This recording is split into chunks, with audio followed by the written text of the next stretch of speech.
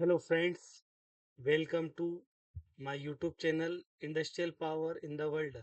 इस चैनल के माध्यम से आज आपको मैं बताने जा रहा हूँ वेल्डिंग के defects and remedies and causes. Welding में किस कारण से डिफेक्ट्स आते हैं और उनके उपचार क्या है। दोस्तों, इसके पहले मैंने आपको 100 वेल्डिंग डिफेक्ट्स बताए हैं। एक बार हम रिवाइज कर लेते। पोरोसिटी से स्टार्ट किया था हमने और हमने 100 डिफेक्ट्स के बारे में बताया था। लेक ऑफ क्वालिटी कंट्रोल, ये 100 डिफेक्ट्स के नाम हो गए। दोस्तों, आज का हमारा टॉपिक है पोरोसिटी। पोरोसिटी क्या होता है मैं आज आपको बताऊंगा, जिसमें कि आपको मालूम पड़ेगा पोरोसिटी आने से क्या प्रॉब्लम होती है और पोरोसिटी किसको कहते हैं। दोस्तों, वेल्डिंग में वेल्डिंग में मेटल बनने के दौरान लिक्विडिफाइड होता है। लिक्विडिफाइड में कई तरीके की गैसों का इंटरप्ट हो जाता है और उसमें छोटे छोटे छिद्र बन जाते हैं, जिसको हम अलग अलग टाइप से बताते हैं। मैं आपको बताऊंगा कि पोरोसिटी में किस टाइप से दिखता है पोरोसिटी, और वेल्डिंग में आने से इसके क्या क्या प्रॉब्लम हो सकता है। तो दोस्तों, पोरोसिटी बहुत इंपॉर्टेंट टॉपिक है। Porosity refer to the formation of the small gases pocket void within the weld metal. These gases get trapped in the molten weld pool during the welding and fall is the escape as the metal solidification. दोस्तों, जैसे आपको बताया छोटा छोटा gas के छिद्र हो जाते हैं। ये वेल्डिंग का एक मैंने डायग्राम बनाया है, आप देखिए। इसमें मैं ये बता रहा हूँ कि किस तरीके से वेल्डिंग में पोरोसिटी दिखाई देता है। ये दूसरा डायग्राम है, इसमें देखिए छोटे छोटे छिद्र दिखाई दे रहे हैं। इसको आपको मालूम पड़ेगा वेल्डिंग में किस टाइप से होता है पोरोसिटी। दोस्तों, क्या होता है पोरोसिटी में, वेल्डिंग में छोटे गैस का इंटरप्ट हो जाता है। पोरोसिटी के कितने टाइप होते हैं, जैसे कि यूनिफॉर्मली स्कैटर, क्लस्टर, लीनियर। दोस्तों, लीनियर पोरोसिटी, यदि वेल्डिंग में एक मेटल दे, इसमें यदि लाइन से छोटे छोटे छिद्र दिखाई देते हैं तो उसको लीनियर पोरोसिटी कहते हैं। और यदि एक ही जगह पर छोटे छोटे छेद दिखाई देते हैं, जो पिन होल जैसे कई छेद, तो उसको क्लस्टर पोरोसिटी कहा जाता है। और यदि वेल्डिंग के बीच में चारों तरफ थोड़े बड़े बड़े होल रहते तो उसको वार्म पोरोसिटी कहा जाता है।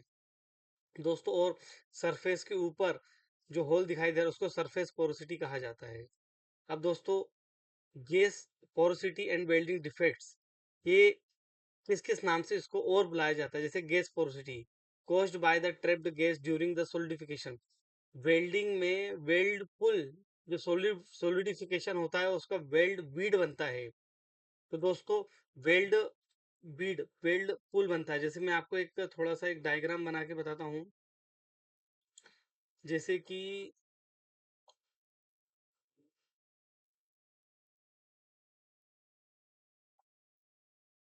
ये है एक वेल्डिंग।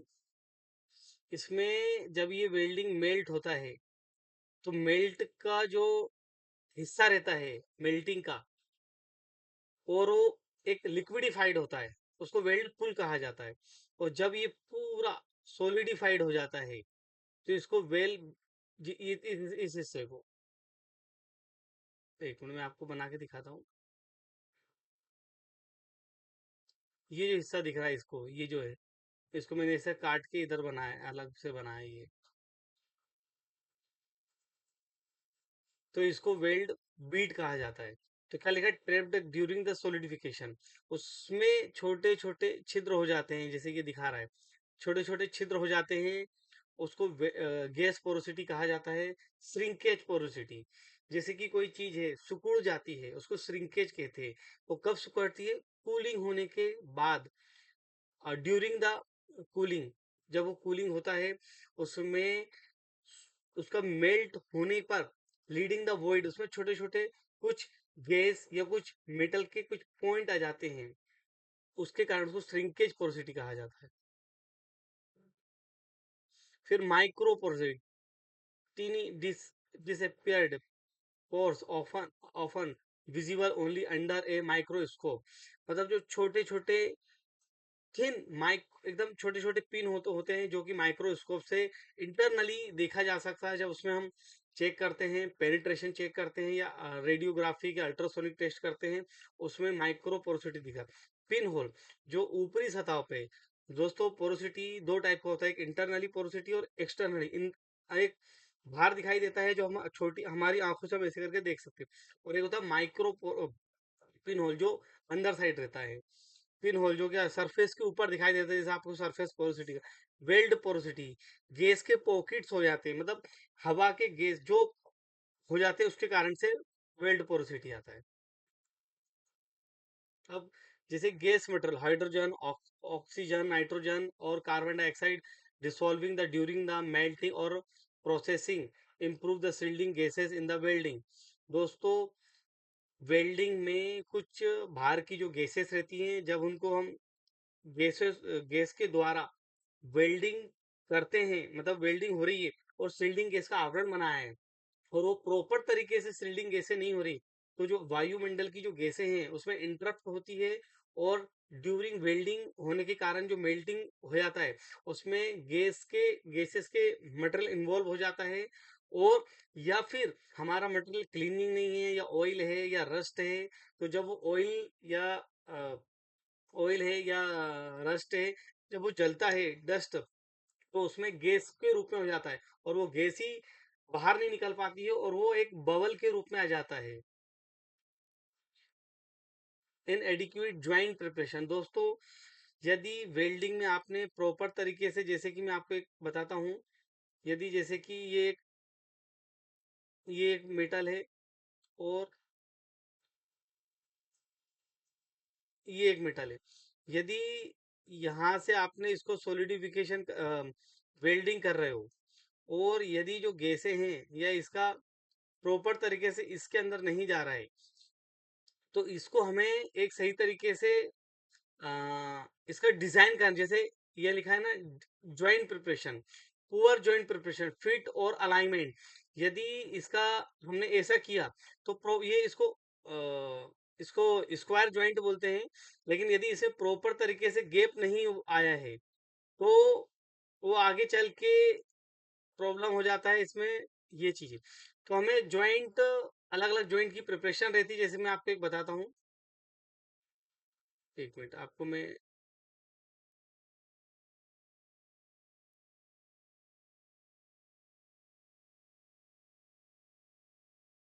ये देखिए, यदि इसमें इस तरीके से ज्वाइंट है, तो एक मिनट जरा, तो है ना, इतने मेटल में, तो देखिए ये जो हिस्सा दिख रहा है ये भी पार्ट का हिस्सा है, इतने में वेल्डिंग हो जाएगा, और ये इतने में वेल्डिंग हो जाएगा, तो ये यहाँ से इतना आएगा, ये यहाँ से इतना आएगा। तो इसके कारण क्या होगा दोस्तों, इसको इसको प्रॉपर तरीके से इतने एरिया में, एक मिनट जस्ट, इसको प्रॉपर तरीके से इतने एरिया में वेल्डिंग होएगा, तो इसका ये कैसा शेप ले लेगा, ये ऐसा शेप ले लेगा, ये, तो इसके अंदर ये पूरा वेल्डिंग होएगा। तो दोस्तों वेल्डिंग का इतना एरिया कवर होएगा, और ये इतना एरिया कवर होगा, और यहाँ से ये बीड आएगी, इसको रेनफोर्समेंट भी बोलते हैं, इतने एरिया को, ये जो एरिया दिख रहा है इसको रेनफोर्समेंट बोलते हैं। तो दोस्तों प्रॉपर जॉइंट भी होना चाहिए, अगर प्रॉपर जॉइंट नहीं हुआ तो गैस प्रॉपर तरीके से नहीं आएगी, शील्डिंग नहीं होगी, और ये जो एरिया है यहाँ पर प्रॉपर प्रॉपर तरीके से मेल्ट नहीं होगा। तो आपको ये जानना है। इसके बाद श्रिंकेज ड्यूरिंग द कूलिंग, वो कूलिंग के दौरान पर पूरा का पूरा ऐसा सिकुड़ जाता है सॉलिडिफिकेशन पे, तो हमें प्रॉपर तरीके से फीडिंग होना चाहिए, वेल्डिंग, करंट, वोल्टेज, और ये सब चीज होनी चाहिए। मॉइस्चर, पार्ट में ऑयल गैस तो नहीं, और ऊपर से मॉइस्चर नहीं होना चाहिए, जैसे कि नमी नहीं होना चाहिए। नमी के कारण वो जब हीट होएगा तो उसके अंदर गैसेस बनेगी, और वो गैसें बाहर नहीं निकल पाएंगी, उसके कारण भी पोरोसिटी आता है। तो क्या लिखा है आप ये ध्यान से सुनिए दोस्तों,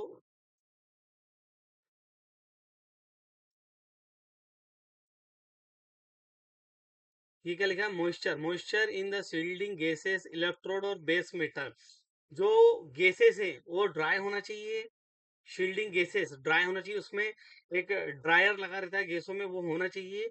जब वेल्डिंग हो रहा है तो गैस में प्रॉपर तरीके से वो होना ही चाहिए, गैसें ड्राई होनी चाहिए। इलेक्ट्रोड, यदि हम इलेक्ट्रोड यूज कर रहे हैं या वेल्ड वायर यूज कर रहे हैं, उसमें मॉइस्चर नहीं होना चाहिए, उसको पूरी तरीके से वेल्ड भी ड्राई होना चाहिए, और बेस मेटल भी उसमें लिक्विडी मतलब पानी ऐसा नहीं होना चाहिए। और contamination surface, dirt, oil, moisture, other contamination on the surface being welded, ये मैंने आपको ऑलरेडी बताया कि कंटामिनेट सरफेस क्लीनिंग होना चाहिए। पुअर डिजाइन, जैसे कि आपको बताया, ये डिजाइन जो मैंने आपको बना के बताया था, ये डिजाइन अच्छा होना चाहिए।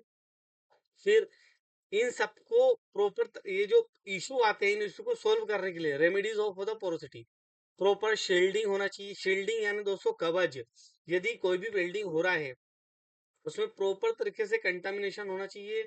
एक शील्डिंग, जैसे कि हम कोई युद्ध करने आता है तो एक शील्डिंग गैस शील्ड लगाता है, वैसे वेल्डिंग के दौरान पे एक शील्डिंग होता है।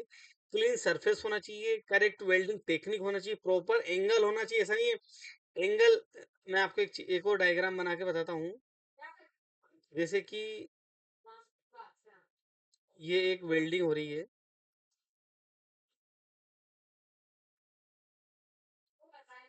ये एक वेल्डिंग हो रही है दोस्तों, ये वेल्डिंग है। अभी ये ये इलेक्ट्रोड है, और ये यहाँ पर हो रहा है, लेकिन इसका है ना वेल्डिंग यहाँ होना, और ये है ना गैस इधर आ रही है गैस, तो क्या होगा, वेल्डिंग तो हो रही है लेकिन गैस का प्रॉपर नहीं हो रहा है। तो क्या होगा, ये यहाँ पर गैस आ रही है लेकिन यहाँ पर होना चाहिए, तो ये यहाँ पर पोरोसिटी आ जाएगी, ये इधर पे पोरोसिटी आ जाएगी, ये, तो ये ध्यान रखना। फिर उसका प्रॉपर जॉइंट होना चाहिए, रेगुलर इंस्पेक्शन, उसका वेल्डिंग पेनिट्रेशन होता है, और अल्ट्रासोनिक टेस्ट, रेडियोग्राफिक टेस्ट, अलग अलग टेस्ट किए जाते हैं, जो कि वेल्डिंग के अलग अलग टाइप की पोरोसिटी हम डिफाइन कर सकते हैं, वेल्डिंग के डिफेक्ट हम बता सकते हैं दोस्तों। वेल्डिंग में इंटरनली और एक्सटर्नली डिफेक्ट्स होते हैं, ये आपको ऑलरेडी मैं बता चुका हूँ। तो इसके बाद वेल्डिंग पोरोसिटी में ये देखना है हमें, पोरोसिटी में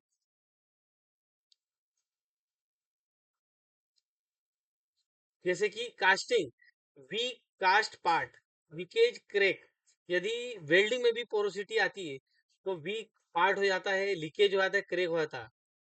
ड्रेसिंग बेटर मोल्ड डिजाइन, अच्छी तरीके से मोल्ड होना चाहिए डिजाइन, उसमें प्रॉपर तरीके से प्यूरिंग होना चाहिए, मतलब फील अच्छा होना चाहिए कास्टिंग में।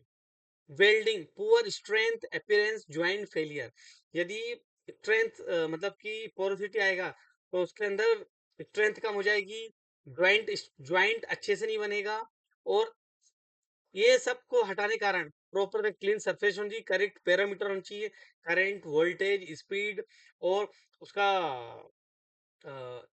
वही जो स्पीड होता है वो सब होना चाहिए। इसके बाद concrete reduce strength and durability, जो घर बनाते हैं या बड़े बड़े ब्रिजेस बनते हैं उसमें भी प्रॉपर तरीके से मिक्सिंग होना चाहिए। अगर प्रॉपर तरीके से मटेरियल मिक्सिंग नहीं हुआ तो उसमें भी पोरोसिटी आने के चांसेस हो जाते हैं, जो कि स्ट्रेंथ कम हो जाता है, ड्यूरेबिलिटी बढ़ जाती है, प्रॉपर होना चाहिए। तो ये आपको मैंने कुछ एग्जांपल पिक्चर्स बताई। प्लास्टिक में भी बबल सरफेस डिफेक्ट्स आते हैं, उनको करने के लिए control of the temperature and injection speed होना चाहिए इंजेक्शन मोल्डिंग के दौरान पे। ये आपको मैंने कुछ वेल्डिंग नहीं, पोरोसिटी की कुछ बताया कि पोरोसिटी वेल्डिंग में ही नहीं और भी चीज़ों में आती है। तो दोस्तों, मैंने आपको बहुत अच्छे तरीके से समझाने की कोशिश की है, आशा करता हूँ आपको समझ में आया होगा। आप मेरे इस वीडियो पे कमेंट कीजिए, लाइक शेयर सब्सक्राइब भी कीजिए। मुझे सिर्फ मैं आपसे एक ही चीज़ चाहता हूँ कि मुझे मोटिवेशन मिलता है, मैं नए नए वीडियो बनाते जा रहा हूँ, तो प्लीज़ सब्सक्राइब कीजिए मेरे चैनल को। नेक्स्ट टॉपिक दोबारा फिर रहेगा causes and remedies on welding. तो thanks for watching this video. नमस्कार।